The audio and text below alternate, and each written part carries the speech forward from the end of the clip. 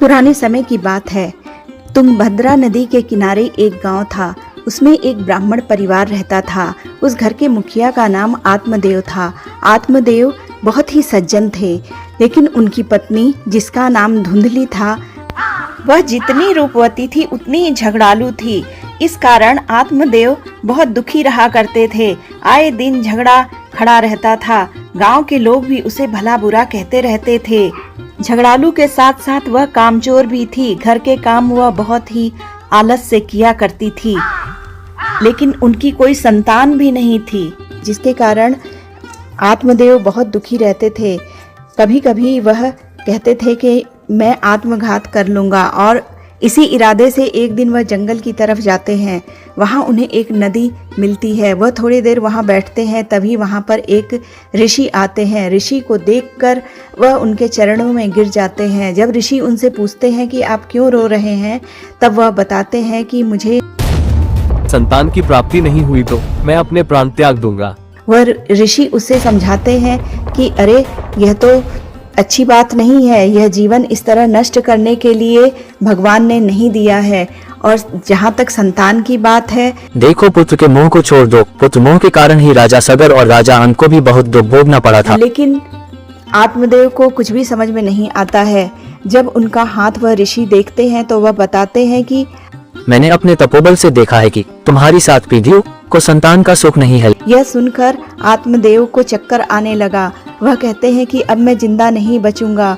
उनकी इस दशा को देखकर वह ऋषि सोचते हैं कि चलो मैं कुछ करता हूँ। वह अपने तप बल से एक फल उत्पन्न करते हैं और आत्मदेव से कहते हैं कि लेकिन तुम हट कर रहे हो, इसलिए मैंने ये फल तपोबल से उत्पन्न किया है। इसे ले जाकर अपनी पत्नी को खिला देना। इससे तुम्हारी पत्नी को पुत्र होगा, लेकिन शर्त यह है कि 1 वर्ष तक तुम्हारी पत्नी सत्य बोले, पवित्रता पूर्ण रहे, दीन दुखियों को दान देती रहे, भोजन भी सात्विक करे, तो उसे बहुत ही तेजस्वी पुत्र की प्राप्ति होगी। आत्मदेव बड़े खुशी खुशी घर जाते हैं और अपनी पत्नी को सारी बात बताते हैं और फल देकर कहते हैं कि तुम यह फल खा लो, इससे तुम्हें पुत्र रत्न की प्राप्ति होगी। यह सुनकर धुंधली बहुत गुस्सा होती है। वह अपनी एक सखी से कहती है, अरे, मैं यह फल नहीं खाऊंगी, क्योंकि मैं गर्भवती होकर अपना शरीर बिगाड़ना नहीं चाहती हूँ, और प्रसव पीड़ा भी तो बहुत खतरनाक होती है। कई महिलाएं तो बचती ही नहीं हैं। मैं इस कार्य को क्यों करूँ? और बच्चे जब छोटे होते हैं तो बहुत परेशान करते हैं। इस तरह वह कुतर्क देकर उस फल को खाती नहीं है। कुछ दिन बाद उसकी बहन आती है और उसकी बहन आकर कहती है कि बहन, तुम क्यों दुखी हो? तब वह बताती है कि अरे बहन, क्या करूं, न जाने यह कहाँ गए थे और एक फल लेकर आए हैं, और वह कह रहे हैं कि यह फल खाने से तुम्हें पुत्र रत्न की प्राप्ति होगी। ये बताओ, मैं इतना दुख नहीं सह सकती। मान लो जब मैं गर्भवती रहूं और गांव में डाकू आ जाएं तो मैं कैसे भागूंगी? वह तो मुझे मार ही डालेंगे। या प्रसव के समय कोई समस्या आई तो हो सकता है उस समय भी मैं मर जाऊं। तो इस तरह का काम मैं नहीं करने वाली। उसकी बहन कहती है कि ठीक है बहन, मैं भी गर्भवती हूँ और ऐसा करती हूँ कि जब मेरा बच्चा होगा तो वह मैं तुझे दे दूंगी। इसके बदले में तुम मेरे पति को बहुत सारा धन दे देना। वह अपना पुत्र तुम्हें देने के लिए तैयार हो जाएंगे। तब धुंधली को यही अच्छा लगता है। वह उस फल को ले जाकर गाय को खिला देती है और अपने पति से कहती है कि मैंने वह फल खा लिया है। कुछ दिनों के बाद वह आत्मदेव से गर्भवती होने की बात कहती है, जिसे सुनकर आत्मदेव बहुत प्रसन्न होते हैं। वह बच्चा होने तक गर्भवती होने का नाटक करती है और प्रसव के समय उसकी बहन उसी के पास आती है और अपना बच्चा उसे दे देती है, और गांव में जाकर सभी के बीच यह बात फैला देती है कि मेरा बच्चा मृत पैदा हुआ। और इधर जिस गाय ने वह फल खाया था उसे भी एक मानव पुत्र पैदा होता है। सभी लोग बहुत आश्चर्यचकित होते हैं, और वह बिल्कुल मानव जैसा था, लेकिन उसके कान गाय जैसे थे। वह दोनों वहीं पर रहकर पलने लगे। गाय से पैदा होने के कारण उसका नाम उन्होंने गोकर्ण रखा और अपने पुत्र का नाम उन्होंने धुंधकारी रखा। आत्मदेव अब बहुत खुश थे।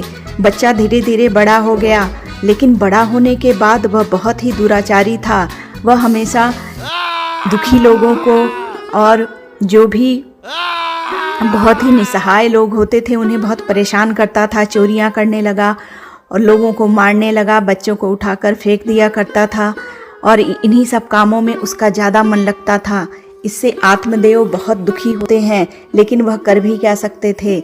उन्हें बार बार उस ऋषि की बात याद आती है कि तुम्हारे भाग्य में संतान नहीं है। अगर तुम जबरदस्ती संतान चाहोगे तो उसके दुष्परिणाम भी भोगने के लिए तुम तैयार रहना। लेकिन अब हो भी क्या सकता था। वह उसे बहुत समझाते हैं, लेकिन धुंधकारी कहाँ मानने वाला था। वह वेश्याओं के पास जाता और नाच गाना देखते रहता। उसके इस व्यवहार से आत्मदेव इतने दुखी हुए कि वह आत्महत्या करने की सोचते हैं। मैं क्या करूं? धुंधकारी तो मुझे बहुत सता रहा है। इधर गोकर्ण जो गाय से पैदा हुआ बच्चा था वह बहुत ही अच्छे स्वभाव का था। वह सदाचारी था और बहुत ही निर्लेप होकर रहता था। तब उसने आत्मदेव को समझाया कि आत्मघात करना बुरा है, यह तो जीवन है, इसे तो जीना ही पड़ेगा। उसकी बात सुनकर वह आत्मघात का त्याग करके वन में जाकर आत्मदेव तपस्या करने लगते हैं। अब धुंधकारी को अच्छा मौका मिल गया और इधर गोकर्ण भी अपनी तपस्या के लिए वन को चला गया।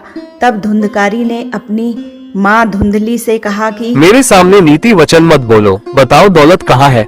मुझसे झूठ बोलते हो, कहाँ छुपा रखा है? धुंधली कहती है कि कौन सा धन, कैसा धन? हमारे पास कुछ भी नहीं है। तुमने सारे पैसे उड़ा तो दिए, अब मैं कहाँ से लाऊंगी धन? लेकिन धुंधकारी नहीं मानता है। वह रोज अपनी माँ की पिटाई करता है और एक दिन वह उसे इतना पीटता है, धुंधली मानसिक रूप से इतनी टूट जाती है कि किसी तरह जाकर कुएं में कूदकर आत्महत्या कर लेती है। अब तो धुंधकारी को और भी मजा आ गया। वह तरह तरह की चोरियां करके थोड़ा धनवान भी हो चुका था और वह 5 वेश्याओं के साथ उसी घर में रहने लगा। वह वेश्याएं उसे नाच गाना दिखाती, उसे लुभाती और वह भी उनके पीछे लट्टू हुआ रहता। उसे लगता था कि जीवन का सबसे बड़ा सुख इसी में है कि औरतों के साथ मौज मस्ती करो।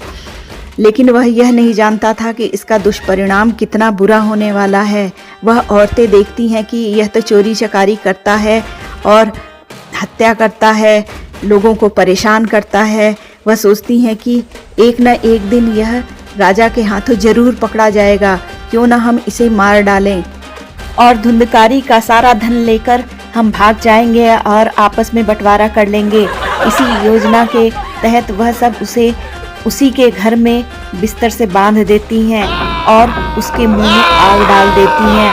धुंधकारी बहुत दुखी होता है, चिल्लाता है, रोता है, लेकिन वह उसे छोड़ती नहीं है और इस तरह उसकी मृत्यु हो जाती है और मृत्यु के पश्चात वह उसे उसी घर में गाड़ भी देती हैं और वहाँ से भाग जाती हैं। कुछ दिन बाद तपस्या करके गोकर्ण घर आता है। वह रात में उसी घर में सोता है। तब धुंधकारी उसे तरह तरह से डराता है। गोकर्ण को समझ में आ जाता है कि उसके साथ क्या क्या हुआ है। वह उसकी आत्मा की शांति के लिए बहुत प्रयत्न करता है, लेकिन कोई भी मंत्र जाप प्रभावी नहीं हो रहा था। अंत में वह श्रीमद् भागवत की कथा उसे सुनाता है।